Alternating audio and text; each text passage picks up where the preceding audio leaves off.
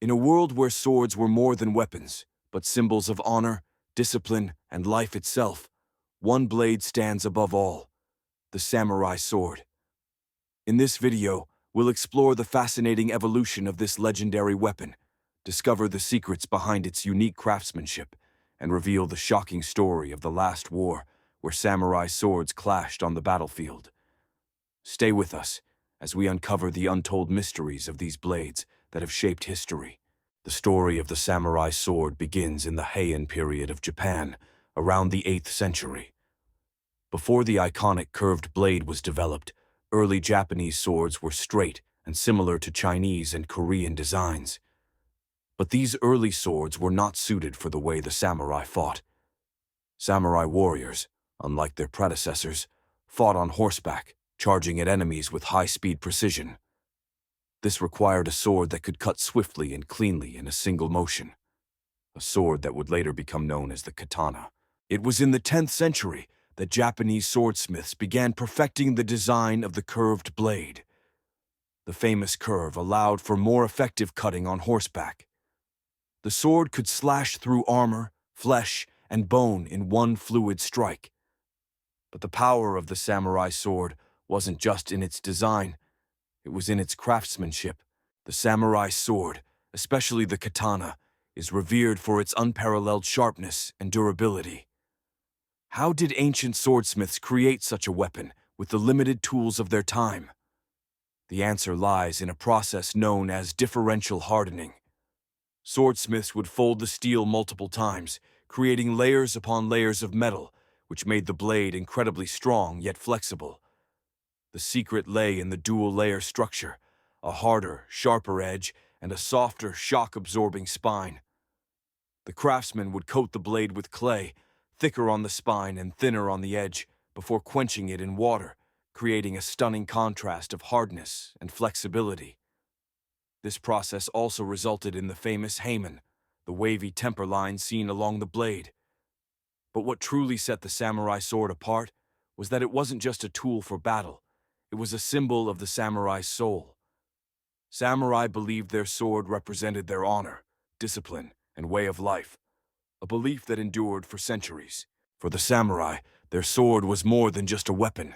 It was their identity.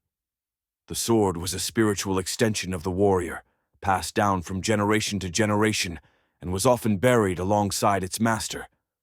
A samurai's life revolved around the code of Bushido, the way of the warrior, which emphasized loyalty, honor, and discipline. The katana, therefore, was not just a tool for combat, but a sacred object that represented the values of the samurai class. However, the katana wasn't the only sword used by the samurai.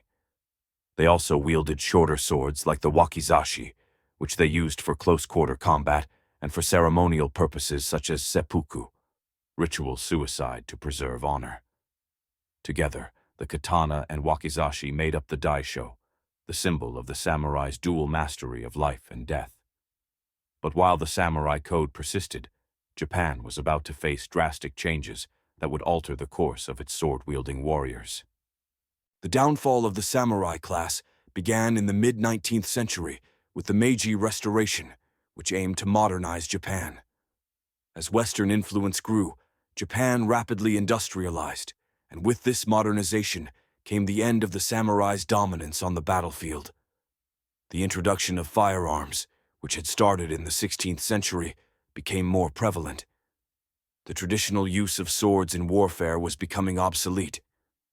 In 1876, the Emperor Meiji issued the Hitorei Edict, which prohibited the carrying of swords in public. This marked the end of the samurai's privileged status and their monopoly on martial power. The katana, once a symbol of a noble warrior class, was now more of an heirloom, a relic of the past. Yet even after the sword ban, there was one last conflict where samurai swords saw battle.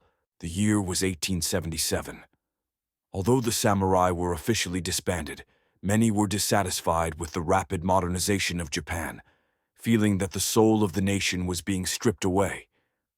One of the most famous samurai, Saigo Takamori, led a revolt known as the Satsuma Rebellion. This would be the last time samurai swords were used in battle on a significant scale. Armed with their traditional swords, Saigo and his followers fought bravely against the modern Imperial Japanese army, which was equipped with firearms and cannons. In the final battle at Shiroyama, the samurai, outnumbered and outgunned, made a last stand with their swords against overwhelming odds.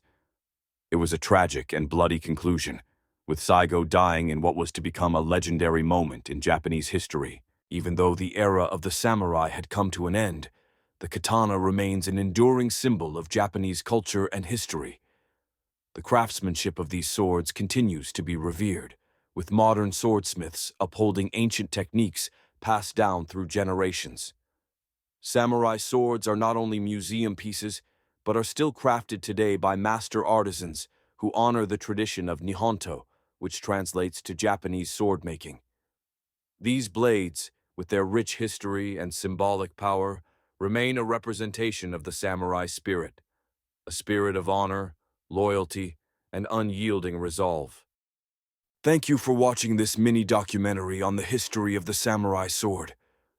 If you enjoyed learning about the incredible craftsmanship, the rich symbolism, and the dramatic stories behind these legendary weapons, please like, subscribe, and hit the notification bell for more deep dives into military history.